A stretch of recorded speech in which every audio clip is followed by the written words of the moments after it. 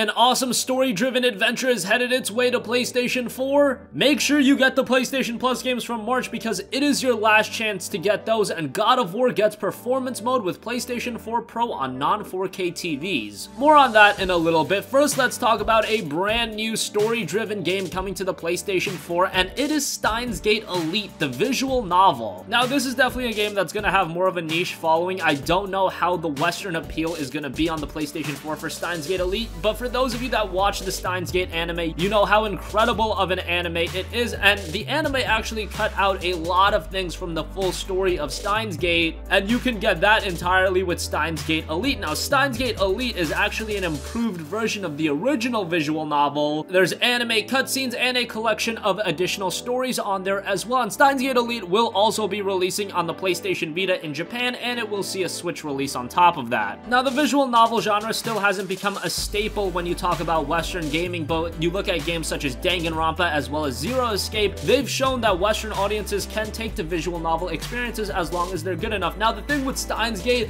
is that it is so Japanese, it has so many Japanese nuances that if you are a fan of your Western products, Steins Gate isn't the first visual novel that I would jump in with. I would check out something like Zero Escape, and then if you get more and more into Japanese games, give Steins Gate Elite a look when it releases in 2018 because it is a fantastic game. You can even check out the anime. Again, the anime does cut some things out, but overall that was a great show, so check that out as well. You can pick up the game again on PlayStation 4, Switch, and PC via Steam in 2018. Moving on from that, there's been a lot of attention put on the PlayStation Plus games for April, and rightfully so. They just got announced, Mad Max and Trackmania Turbo. However, don't forget to pick up your PlayStation Plus games from March. Those games will be leaving the cycle this coming Tuesday, so this is your last chance to get free copies of Bloodborne as well as Ratchet & Clank. If you haven't gotten those yet at this point, I don't know what to say. Even if you do own the games physically, still pick them up digitally. You don't know what may happen. Your house might burn down and you might lose your physical copies of Bloodborne and Ratchet & Clank. At least then you'll have the games digitally to fall back on. I know that's an unlikely scenario. Hopefully it never happens, but you get the idea.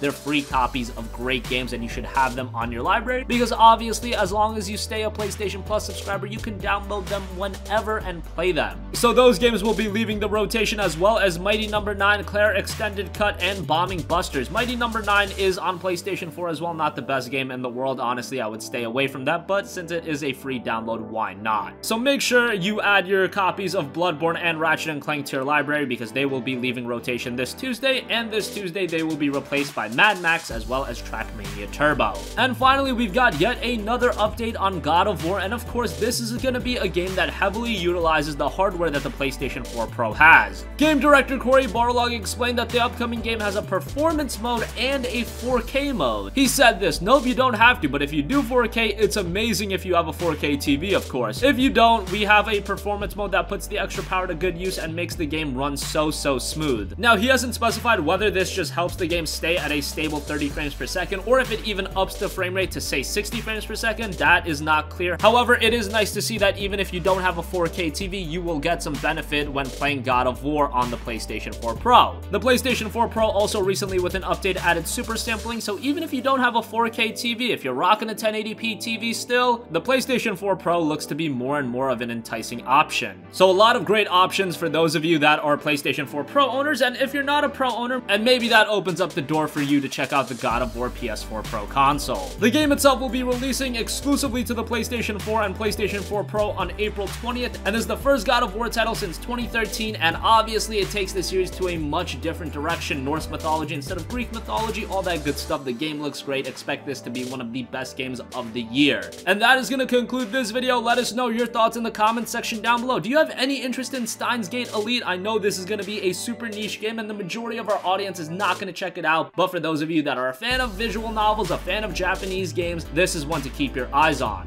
Again, this is your last chance to add Bloodborne as well as Ratchet & Clank to your library. Maybe you're not a PlayStation Plus subscriber and you've been contemplating whether or not to subscribe. Well, you should subscribe ASAP so you can add Ratchet and Bloodborne to your library. And finally, let us know your thoughts on God of War having a performance mode. Does this push you over the edge in terms of wanting to get a PlayStation 4 Pro? Sound off with your thoughts in the comment section down below. Thank you for watching and goodbye.